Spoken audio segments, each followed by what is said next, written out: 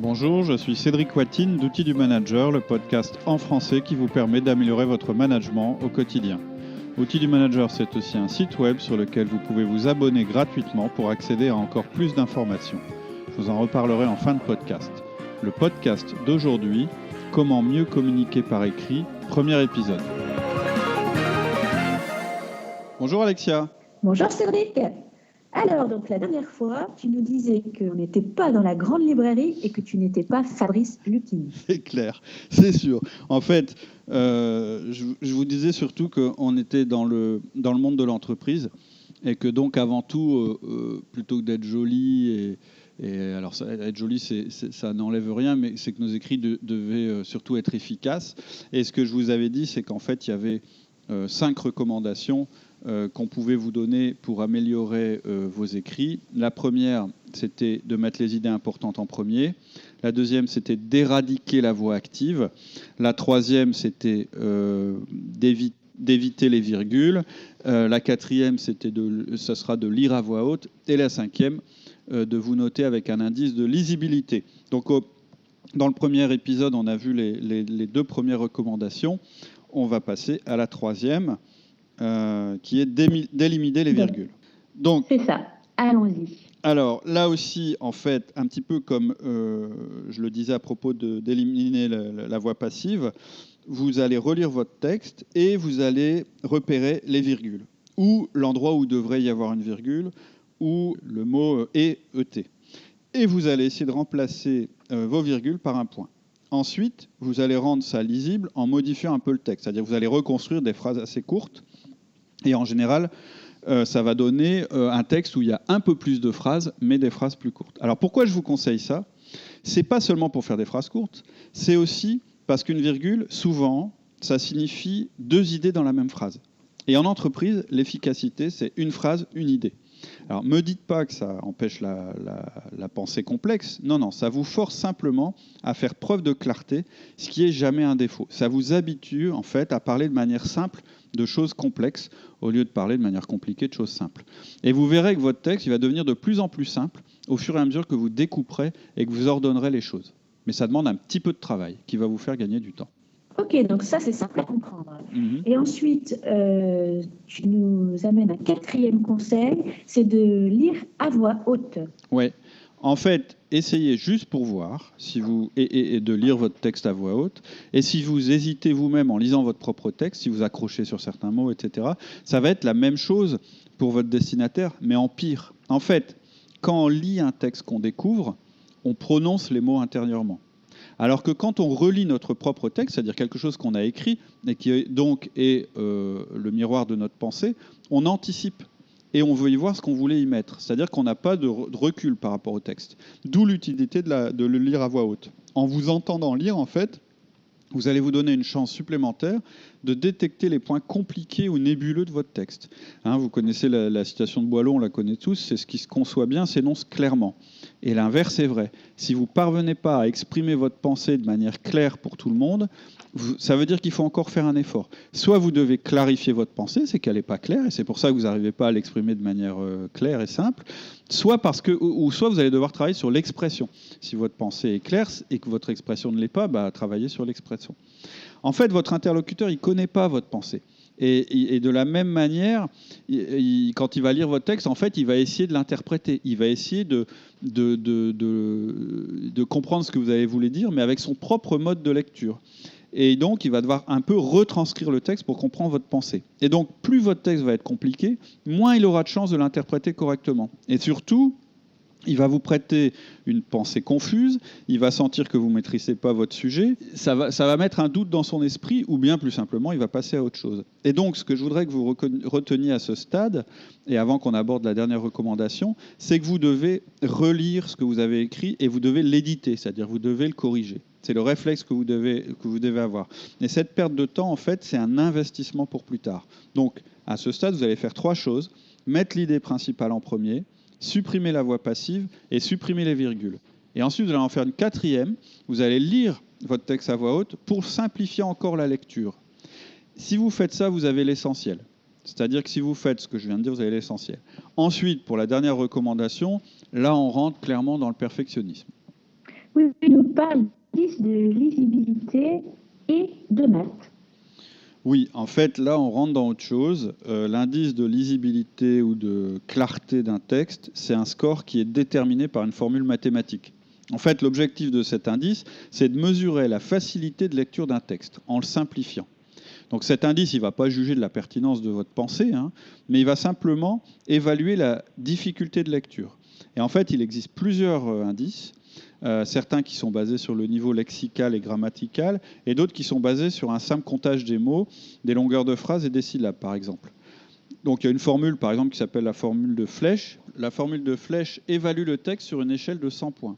Plus la note est élevée, plus votre document est facile à comprendre. Donc pour la plupart des textes standards, il faudrait que la note soit comprise entre 60 et 70. Au-dessous de 60, ça va être trop compliqué, et au-dessus de 70, ça va être très pauvre, en fait, comme langage. Et en fait, la formule qui est utilisée pour le texte de lisibilité de flèche, en fait, vous la trouverez sur le web, elle est compliquée, mais elle fait apparaître deux facteurs qui sont l'ASL et l'ASW. L'ASL, c'est la longueur de phrase moyenne, c'est-à-dire que c'est le nombre de mots divisé par le nombre de phrases. Et l'ASW, c'est le nombre moyen de syllabes par mot, le nombre de syllabes divisé par le nombre de mots. En fait, j'ai tiré cette définition du site de Microsoft parce que sur leur traitement de texte, par exemple, en standard ou en option, je ne sais pas, ils proposent ce type d'analyse. Mais on trouve aussi ce genre de test sur Google Docs ou même sur des sites spécialisés où vous pouvez rentrer votre propre texte et voir quel score en fait vous allez obtenir. Et je me suis amusé à prendre le mail de tout à l'heure et de le copier sur un de ces sites-là. Je l'ai mis sur le site Scholarius, en fait, qui juge le niveau d'études nécessaire pour comprendre mon texte. Donc, c'est pas tout à fait un indice de lisibilité, mais disons que ça renseigne bien. Donc, j'ai fait le test. La version très rêche dont on avait parlé, c'est-à-dire la dernière version, entre guillemets, la plus efficace, elle obtient la note de 70, ce qui signifie qu'une personne de niveau primaire à l'école peut le comprendre. Alors que la première version, elle obtient 169, c'est-à-dire un niveau universitaire. Alors, bien sûr, c'est un exemple. Ce qu'il faut comprendre, c'est que vous avez intérêt à rendre votre texte lisible le plus facilement possible. Il ne s'agit pas d'appauvrir la pensée, mais de l'exprimer de manière qu'elle soit simple à comprendre. Et là, on parle bien du quotidien de l'entreprise, pas de thèse ou de développement complexe. Et en fait, ce dernier outil que je présente, le 5e, c'est un complément par rapport aux autres. Moi, personnellement, je trouve ça amusant. Ça peut servir de voiture balai si vous avez un doute. Mais ce que ça veut dire surtout, c'est que vous avez intérêt, quand on regarde comment on fait les tests, c'est que vous avez intérêt à faire des phrases courtes et à limiter le nombre de phrases par paragraphe, déjà. Mais limiter le nombre de syllabes par mot, clairement, ça peut poser question. On est bien d'accord, en français, il y a des mots qui sont longs et pourtant tout le monde les comprend. Mais ce que je vous conseille, en fait, c'est de vous amuser à passer des textes et des rapports dans ces moulinettes. Et vous verrez, c'est assez amusant. Vous allez vous rendre compte que, oui, il y a des gens qui écrivent de manière très, très compliquée et d'autres beaucoup plus simple. Mais en fait, ce que tu nous dis, c'est un peu le contraire de ce qu'on a appris à l'école. Oui, je voulais revenir là-dessus. C'est exactement ça. En fait, ce que je suis en train de vous expliquer depuis le début du podcast, c'est qu'on n'est plus à l'école, on est dans l'entreprise.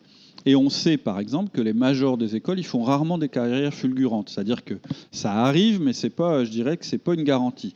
Et votre capacité à manager et à réussir dans l'entreprise, en fait, finalement, elle est assez peu liée à vos performances à l'école. À l'école, en fait, on vous a appris le raisonnement.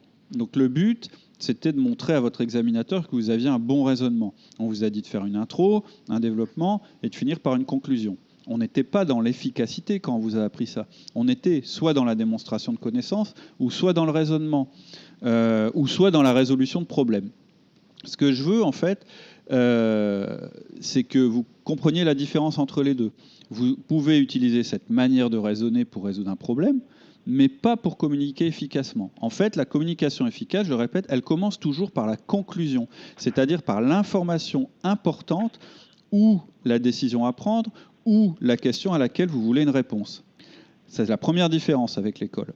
À l'école, on vous a aussi appris un maximum de mots pour que vous soyez à même de décrire et de comprendre la complexité du monde autour de vous. Et le langage, souvent, on dit le langage structure la pensée. Et ça vous permet aussi d'ailleurs de comprendre quelqu'un qui s'exprime avec un vocabulaire très riche. Il faut que vous ayez son vocabulaire.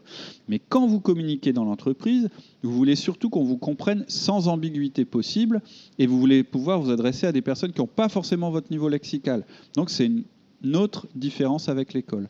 Et puis, je dirais, la dernière différence avec l'école, c'est qu'à l'école, on vous a appris le beau langage. Et c'est très bien. Moi, personnellement, j'adore entendre des belles phrases et de belles tournures. Mais en fait, leur fonction, c'est bien d'embellir le réel. Et là, dans ce cas-là, en fait, la forme l'emporte sur le fond, très souvent. Ce qui est le contraire de la langue qu'on utilise dans l'entreprise. Donc, tous ces conseils, ils ne visent pas à appauvrir votre champ lexical ou à vous rendre incapable de saisir la complexité. Ils visent simplement à augmenter votre efficacité à l'écrit au quotidien. Et je pense que c'est important que vous penchiez sur le sujet. Vous verrez, ça fera une grande différence. Et c'est pour ça que je vous ai donné ces outils un petit peu dans l'ordre dans lesquels il faut les utiliser. Le dernier outil mathématique, je dirais, c'est plus pour le fun que je vous le montre. Et ce que je suis en train de dire, c'est que vous n'allez pas passer à la moulinette le moindre mail que vous allez faire. Mais cette habitude d'être efficace, je pense qu'elle est très très importante. Mais parfois, on doit aussi parler au cœur des gens, parce qu'on sait que c'est très important ça. Et là, on n'est plus du coup dans un langage purement efficace. Alors, on est bien d'accord, et on en a parlé dans d'autres podcasts. En fait, on est trop, quelque part, trop d'efficacité peut nuire à l'efficacité. C'est-à-dire que si, effectivement, vous mettez à communiquer que de manière très courte, très brève, sans mettre de formule, etc., vous allez perdre en efficacité. En fait, ce que j'ai décrit ici, c'est la base. Mais si vous avez un talent lyrique, un vrai talent lyrique, que vous maîtrisez bien la langue, vous pourrez occasionnellement utiliser ce talent pour galvaniser vos équipes, par exemple dans une grande réunion. C'est pas incompatible, mais ça peut pas être votre mode d'expression permanent. Vous allez lasser, vous allez laisser penser que vous savez pas être clair et limpide, ce qui sera un petit peu vrai, et puis ça va vite être très fatigant pour tout le monde, vous y compris. C'est un petit peu comme l'humour. L'humour, c'est pareil. Moi, je pourrais pas travailler sans humour, ça serait horrible, mais faut faire attention de ne pas tomber du côté où on penche. Faut pas sacrifier la clarté pour faire un bon mot. Vous voyez, c'est un peu ça que je veux dire. Reprenez les bases. Apprenez à communiquer efficacement, faites-en votre mode de communication, je dirais, quotidien. Ça ne vous empêche pas, quand il s'agit de parler au cœur des gens à quelqu'un que vous connaissez particulièrement, de choisir vos mots, etc. Mais, je vous répète, l'efficacité d'abord. Et il y a aussi le profil de communication des personnes qui peut nous inciter à adapter notre manière d'écrire. Tout à fait. Et d'ailleurs, on a fait pas mal de podcasts là-dessus. Toute la série sur le manager communicant, elle vous incite à adapter votre style de communication. Or, ce que je viens de faire, c'est presque vous dire d'avoir un style de communication unique. Mais ça, c'est le squelette. C'est-à-dire que ce que je vous ai donné, c'est la grande structure, les grands principes. Je vous ai donné ce qui marche le mieux et le plus souvent. Mais effectivement, les personnes à qui vous vous adressez, quand vous adressez individuellement à des personnes, vous pouvez connaître leur style de communication. On a fait un podcast là-dessus qui s'appelle « Comment écrire un mail à un dominant, à un influent, à un stable ou à un consciencieux ». C'est-à-dire que le mail dont je vous ai parlé dans le premier épisode, celui que j'ai simplifié, j'étais d'accord avec toi pour dire qu'il était un peu rêche. Et on voit qu'il a un score de 70, selon le texte que j'ai passé, alors qu'à l'origine, il était presque à 170. Donc clairement, on a enlevé 100 points, c'est-à-dire qu'on est à 70 dans du pur factuel, et on n'a pris aucun gant, on n'a mis aucune nuance dans le mail. C'est un truc très, très, je dirais, très froid, etc. Donc, si je sais que dans mes destinataires, j'ai des stables, je vais habiller un peu plus les choses. Si j'envoie le mail à un dominant, je ne vais pas l'habiller. Ça va lui convenir parfaitement. Donc, clairement, oui, on adapte toujours un petit peu, mais ça ne change rien aux fondamentaux que j'ai décrits dans le podcast. En fait, dans les podcasts sur les mails selon les profils disques, on rentre dans le détail. C'est-à-dire que on vous dit s'il faut mettre une en-tête, pas d'en-tête. On vous dit s'il faut mettre une signature, comment, quel ton il faut utiliser. Est-ce qu'il faut raconter une histoire ou pas? Est-ce qu'il faut utiliser des émoticônes? Mais ça ne remet pas en question les principes fondamentaux. C'est-à-dire que votre idée principale, il faut quand même la mettre en premier. Moins vous mettez de virgule, plus ce sera facile à lire. Plus vous séparez vos phrases en faisant des paragraphes, mieux ça fonctionnera. Voilà. Donc oui, je suis d'accord. L'exemple que j'ai donné, il est un peu rêche, mais c'est un peu une caricature pour vous faire comprendre les choses. Et vous pouvez les adapter. Et pour les adapter, ensuite, une fois que vous avez acquis ce style efficace de communication, vous pouvez commencer à adapter en écoutant les podcasts qu'on a fait sur les différents types de communication. Ok. Alors justement, Cédric, avant qu'on se quitte, si tu nous rappelais tes recommandations dans ce style super efficace dont tu viens de nous parler. Alors, première recommandation, vous mettez l'idée importante en premier, c'est-à-dire votre conclusion, votre décision, votre question ou le point de vue que vous voulez exprimer avant tout. Ça, c'est le premier principe, c'est le plus important. La conclusion en premier. Ensuite, vous supprimez la voix passive. Vous mettez que de la voix active. Ça va alléger vos phrases. Ensuite, vous supprimez les virgules. Et en supprimant les virgules, vous recréez, quand il y a 2 idées dans une phrase, en fait, vous créez 2 phrases. Ensuite, vous lisez votre texte à voix haute. Ça doit sonner clair et sans accroche. Et puis, vous pouvez utiliser un indice de lisibilité, mais un petit peu comme voiture-balai. Ou plus simplement, vous pouvez suivre quelques règles. La première, c'est de raccourcir vos phrases. La deuxième, c'est de mettre moins de 4 phrases par paragraphe, c'est-à-dire maximum 3 phrases dans un paragraphe, et remplacer tous les mots peut-être compliqués par des mots plus simples. Et donc, pour conclure, je vais vous répéter ce que dit Boileau. Ce qui se conçoit bien s'énonce clairement, et je dirais vice-versa. Et en fait, je voulais aussi vous dire, avant qu'on se quitte, j'adore la grande librairie, et j'aime beaucoup Fabrice Lucchini. Mais voilà. Et ce que je voulais vous dire aussi, c'est qu'on a eu des petits soucis de communication. Je sais que parfois, on ne t'entendait pas très bien. Et c'est peut-être à cause des travaux qu'il y a dans la rue. Parce que j'ai peut-être des petits soucis, je dirais, de réseau. Voilà, donc je voulais m'en excuser. J'espère que le podcast sera quand même efficace et que... Dans sa communication. Dans sa communication. Si ce n'est pas le cas, vous nous envoyez un petit mail, on le refera complètement dans de meilleures conditions un petit peu plus tard. Voilà. Ok, merci Cédric. À bientôt. À bientôt. C'est tout pour aujourd'hui. Le prochain podcast paraîtra la semaine prochaine. En attendant, abonnez-vous gratuitement sur notre site outildumanager.com. Cela vous permettra de télécharger des documents complémentaires, de recevoir notre newsletter, de passer des tests disques en ligne et de nous poser toutes vos questions.